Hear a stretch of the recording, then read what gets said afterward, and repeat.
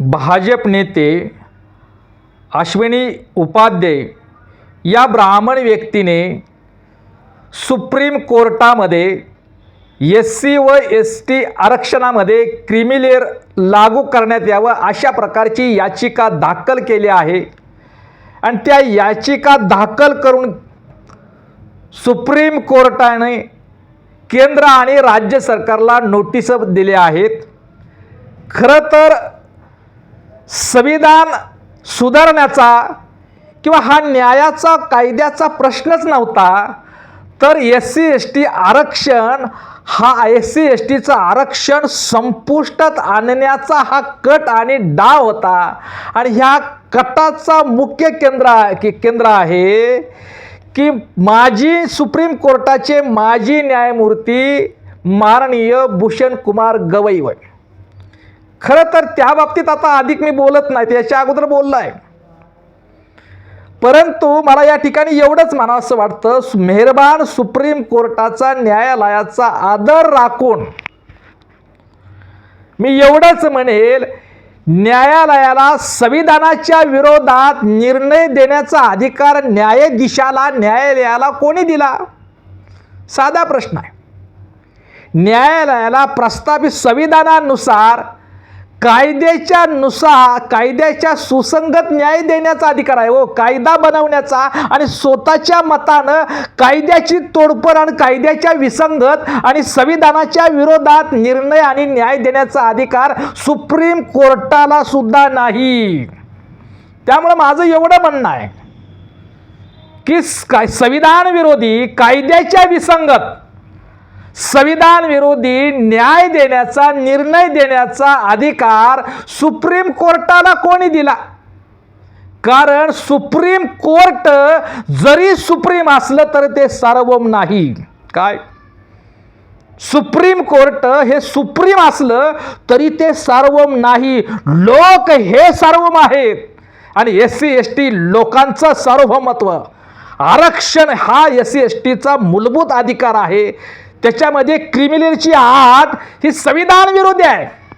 संविधानामध्ये अशी कोणत्याही प्रकारची क्रीमी लेअरची तरतूदच नाही, ते संविधान विरोधी आहे आणि SC STचं आरक्षण हे मूलभूत अधिकारामध्ये समाविष्ट केलेलं आहे आणि मूलभूत अधिकारावर जर गदा आणली गेली तर कलम 32 नुसार न्यायालयामध्ये न्याय मागण्याचा अधिकार देतं ते कलम। त्या कलमाचाच गळा घोटत आहे, सुप्रीम कोर्टच त्या कलमाचा गळा घोटत आहे, मूलभूत अधिकाराचा गळा घोटत आहे, तर न्याय मागायचा कुणाकडे? आणि हा SC STचं आरक्षण संपुष्टात आणण्याच्या कटामध्ये इथल्या ब्राह्मण आणि ब्राह्मणवाद्यांना मेहरबान न्यायालयाने साथ देऊ नये। न्यायालय सुप्रीम आहे, त्याबद्दल नितांत कायद्याचा आधार करणारी माणसं आहोत, न्यायालयाचा मी आदर करतोय, पण न्यायाधीशाच्या मानसिकतेचा भरोसा नाही। याचा आरक्षणाच्या बाबतीत न्यायाधीशाच्या जातीवादी मानसिकतेचा आरक्षणाला सुरुवातीपासूनच फटका बसलेला आहे, लक्षात घ्या। सुरुवातीपासून न्यायपालिकेबद्दल आमचा अजिबात दुमत नाही, पण न्यायाधीशाच्या खुर्चीवर बसलेल्या न्यायाधीशाच्या जातीवादी मानसिकतेनं आरक्षणाच्या बाबतीत नेहमीच विरोधात भूमिका घेतली। म्हणून आमचे सार्वभौमत्व हिरावून घेणाऱ्या ब्राह्मणवादी विचारधारेला न्यायालयाने आणि न्यायाधीशाने सुद्धा साथ देऊ नये, एवढंच आमचं म्हणणं आहे। आणि दुसरं असं आहे की आरक्षण ही काय गरीब हटवाचा प्रोग्राम आहे? आरक्षण हे प्रतिनिधीचा मुद्दा, हे न्यायाधीशाला कळू नये। आणि कुठल्या कलमानुसार कुठल्या आधारावर तुम्ही हा निर्णय देताय, कुठल्या आधारावर तुम्ही केंद्र आणि राज्य सरकारला नोटीस देताय आणि SC आणि STच्या आरक्षणामध्ये क्रीमी लेअर असावं ही याचिका दाखल करून घेतलीच कशी? खरं तर ती याचिका फेटाळायला पाहिजे होती। संविधानाच्या कलम 14, 15, 4, 16, 4 या कलमामध्ये आर्थिक निकषाचा साधा शब्द सुद्धा नाही हो। सामाजिक मागासलेपणा, शैक्षणिक मागासलेपणाच्या आधारावर कलम 15, 16, 4 नुसार ते आरक्षण आहे, तिथं आर्थिक निकष आला कुठं? आर्थिक निकषाचा उल्लेख आणि आर्थिक निकषाचा शब्द सुद्धा नाही. घटनेच्या कलम 15(4)(16)(4) मध्ये आर्थिक निकषाचा शब्द सुद्धा नाही, तरी सुद्धा सुप्रीम कोर्ट गरिबी हटावाचा प्रोग्राम यामध्ये कशासाठी आणि का राबवायला लागलेला आहे हे कळायला मार्ग नाही.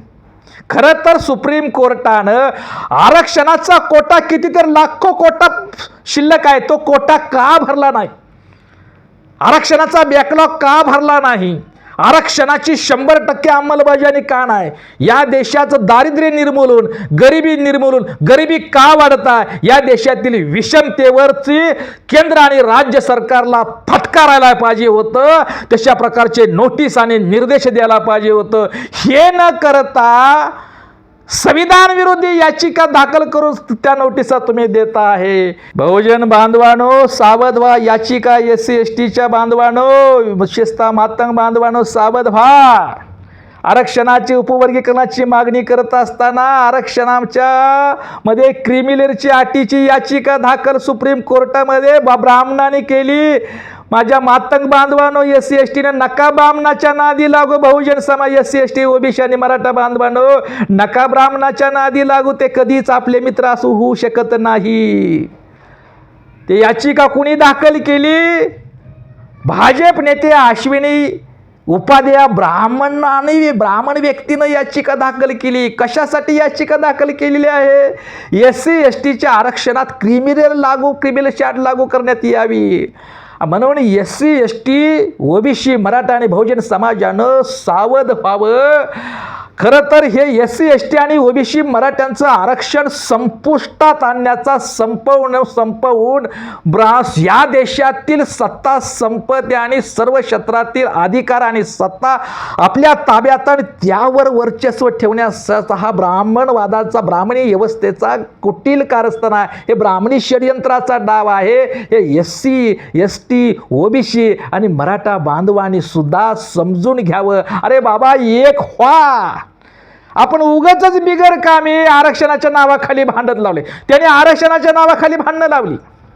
त्यांनी काय करायचं? इथल्या हिंदुत्ववादी आणि RSS वाल्यांनी, भाजपवाल्यांनी, ब्राह्मणांनी कधी जातीच्या नावाखाली, कधी धर्माच्या नावाखाली, आरक्षणाच्या नावाखाली बौद्ध मातंगामध्ये, OBC मराठामध्ये, ST धनगरामध्ये, आदिवासी धनगरामध्ये तुम्ही भांडणं लावायचे, आम्हाला लढवले एकमेकाच्या विरोधात. आणि त्यांनी मात्र सरसत्तेची आणि वर्चस्वाची ब्राह्मणांनी मलई चाटली आणि ब्राह्मण आणि ब्राह्मणवादाचं वर्चस्व आपल्या मतावरती, आपल्या अज्ञानावरती, आपल्या रक्तावरती तिने अबाधित ठेवलं. हे सुद्धा आपल्या बहुजन बांधवाला, मराठ्यांना कळत नाही, OBCला कळत नाही, SC STला कळत नाही. हे समजून घ्यावं. अरे बाबा, एक व्हा. आता आरक्षणासाठी भांडणं करत बसण्यापेक्षा आरक्षणाची अंमलबजावणी करणारे बी आम्हीच आणि आरक्षणाचं लाभार्थी बी आम्हीच. आम्ही सत्ताधारीच बनू ना, सत्तेचे मालक बी आम्ही, आरक्षण मागणारे आम्ही आणि आरक्षण देणारे सुद्धा आम्ही. अरे सत्तेचे मालकच बना आणि आरक्षणाची अंमलबजावणी, सत्तेचा उपयोग आपल्या गरिबी हटवायचा नव्हे, सर्व परिवर्तनासाठी आणि विकासासाठी करा ना. आणि हे एक झाले. अरे 100%, 1000 वर्ष या देशामध्ये 3.5% ब्राह्मणाला 100% आरक्षण हो काय? आणि ते बी किती बी 1000 वर्ष ब्राह्मणाला, 3.5% ब्राह्मणाला सर्व क्षेत्रामध्ये सामाजिक आर्थिक धार्मिक सांस्कृतिक सर्वच क्षेत्रामध्ये 100% आरक्षण 1000 वर्ष होतं. आणि संविधान 1950 पासून संविधानात सुरुवात झाली, त्याची अंमलबजावणी 70 पासून सुरुवात केली. कुठं आम्हाला आणखी 40-45 वर्ष नाही झालं तर आरक्षणाच्या नावाखाली बोंबाबोंब सुरू झालेला आहे. आणि सुप्रीम कोर्ट तिथं हस्तक्षेप करत आहे. ते बी आरक्षणाच्या विरोधामध्ये, आरक्षण संपुष्टात आणण्याच्या कटामध्ये निर्णय देत आहे. सरकार केंद्र सरकारला आणि राज्य सरकारला नोटिसा बजावत आहे.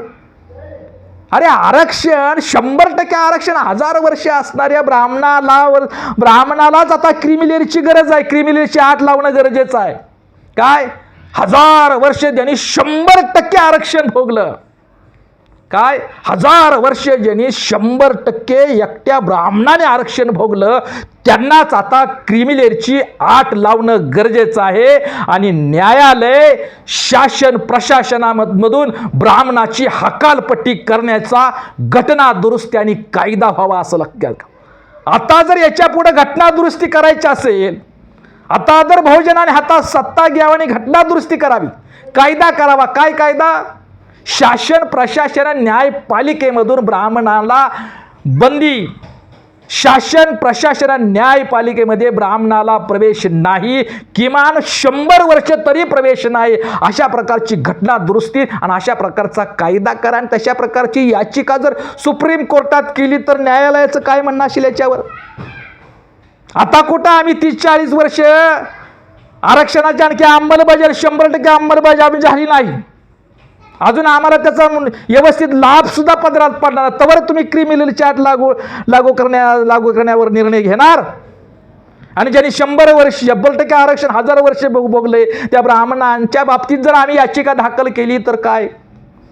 अरे 3.5% केवळ या देशातील 3.5% ब्राह्मणांची सर्व सत्ता या देशामध्ये, सर्व क्षेत्रामध्ये संविधानाच्या घटनात्मक संस्थेवरती त्यांची सत्ता आणि वर्चस्व त्यांच्यावरती. आणि आम्ही मात्र इकडं एकमेकाच्या विरुद्ध आरक्षणाच्या नावाखाली भांडत बसलो आहे. आरक्षणामध्ये क्रिमिनल व उपवर्गीकरण लागू करून सामाजिक न्याय प्रस्थापित होणार नाही. काय?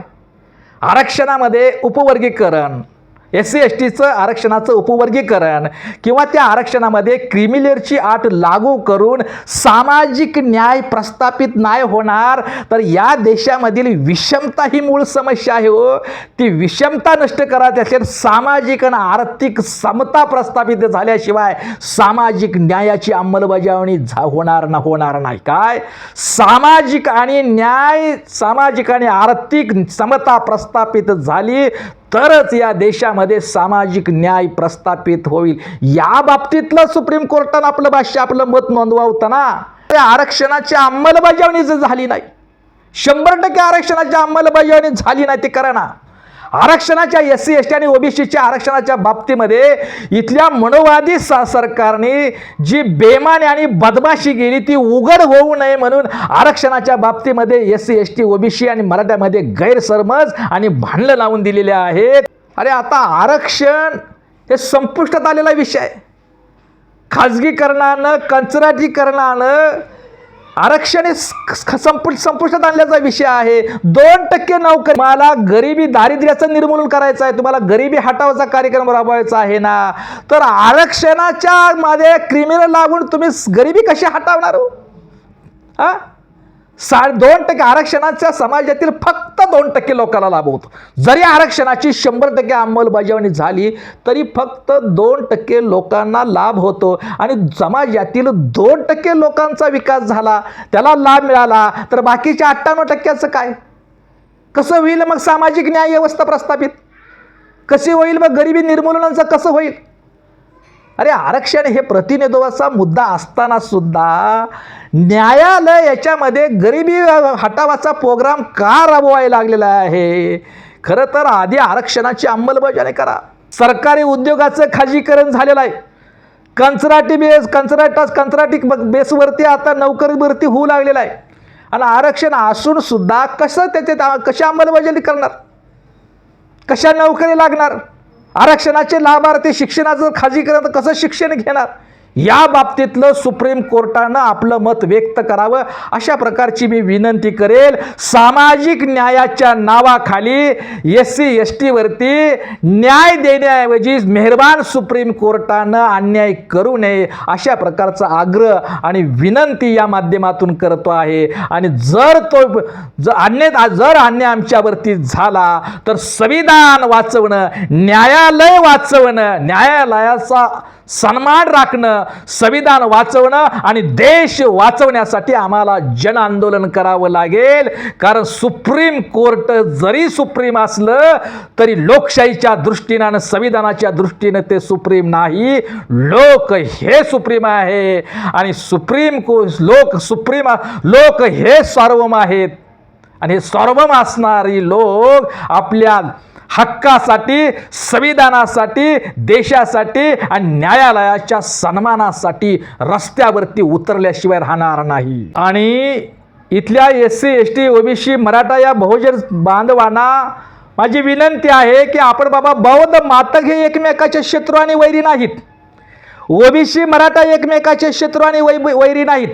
धनगर SC ST आणि धनगर आदिवासी एकमेकांचे वैरी नाहीत. आम्ही एकमेकाचे बांधव आहोत. आम्हाला एकमेकाच्या विरोधात आरक्षणाच्या नावाखाली, जातीच्या धर्माच्या नावाखाली लढवलं आहे हो.